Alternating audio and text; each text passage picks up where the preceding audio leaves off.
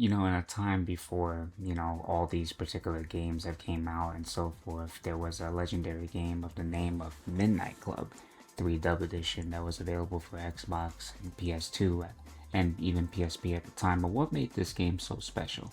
Is it because of the lavishing look, the accessible cars? Or was it really the fact of the customization features that it had that was revolutionary? Between the bumper, the spoiler, being able to put vinyls on it, customize rims, or was it really the open world feature? There are a lot of particular things that are very interesting about Midnight Club 3 Dub Edition that is kind of lacking in today's society when it comes to the racing genre. There's a lot of games out there that haven't really instilled this notion of racing mechanics where it was not only the art form, but it was also the simplicity of the driving mechanics, being able to have a reasonable story mode, which seems to be missing nowadays, and really just replayability. Most of those things are very important in a lot of racing games. And, to be honest, as time passes on, I've been trying to steer away from, games I feel that are wasting my particular time. And as a retro content creator, I do love going back to games like Midnight Club 3 Dub Edition because, at least for me, when I play on PCSX2, the features of the game look amazing with the texture mods, and the reshade.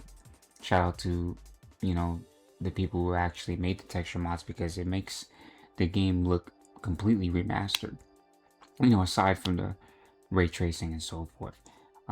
But overall, when you get tired of the, new games and you feel like there's no replayability, there's no story, story's lacking.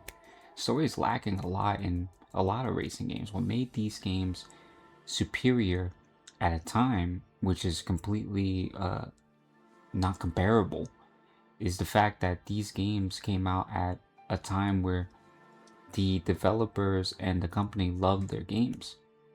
They completely appreciated the not just the art form, but more of the fact of making a game suitable for their audiences.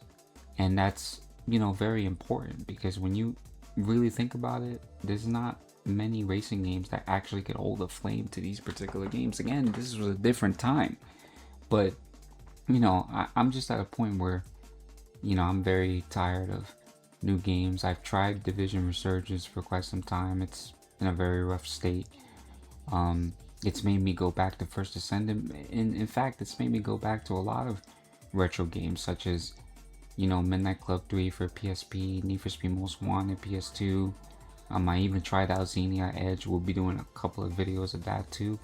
But Midnight Club 3 is just extremely special. It's a very, very special game. And there's a lot of,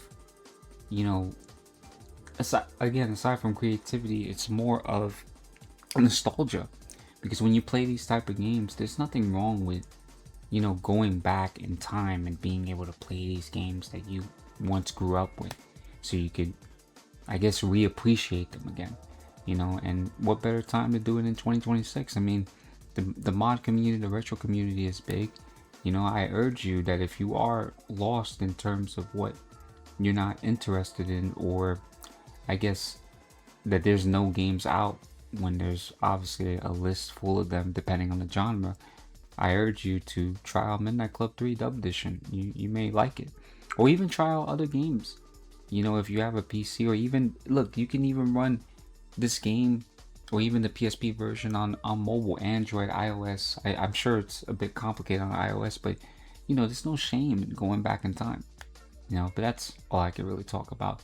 But yeah, again, thank you guys so much for watching this video. I really appreciate that. Make sure you guys like, comment, and subscribe, and let me know your thoughts about what your favorite retro game is. Synergy signing off. Peace out.